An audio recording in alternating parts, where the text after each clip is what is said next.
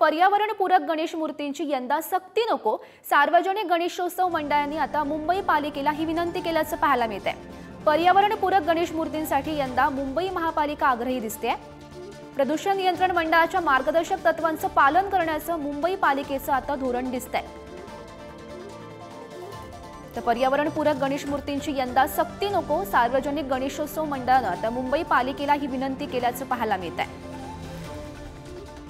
या संदर्भात माहिती देत आहेत आमचे प्रतिनिधी धनंजय दैवी सध्या आपल्या सोबत आहेत। धनंजय, गौरी, आपण जर पाहिलं तर पर्यावरण पूरक गणेश मूर्तींसाठी यंदाही मुंबई महानगरपालिका आग्रही आहे आणि काही मूर्ती जे मूर्तिकार आहेत किंवा त्यांच्या ज्या संघटना आहेत त्यांनी देखील पालिकेला काही दिवसांपूर्वी पत्र लिहिलं होतं की पीओपीच्या ज्या मूर्त्या आहेत त्या मुंबईमध्ये येण्यास बंदी करावी। त्याने प्रदूषणाला जे आहे ते हानी पोचते, जल हानी जे आहे, जल प्रदूषण होतं असं पत्र जे आहे ते देखील देण्यात आलं होतं। मात्र आता यावेळेस जे आहे ते सार्वजनिक गणेशोत्सव मंडळांना पर्यावरणपूरक गणेश मूर्तीची सक्ती करू नये असं जे आहे ते मुंबईतील सार्वजनिक गणेशोत्सव मंडळांनी मुंबई महानगरपालिकेला प्रशासनाला जे आहे ती विनंती केलेली आपल्याला पाहायला मिळते। त्यामुळे आता पालिका नेमकं काय निर्णय घेणार आहे याकडे गणेशोत्सव मंडळांचं लक्ष लागलेलं आहे, कारण की गणेशोत्सव आणि नवरात्रीसाठी केंद्रीय प्रदूषण नियंत्रण मंडळाचे जे मार्गदर्शक तत्व आहेत त्याचं पालन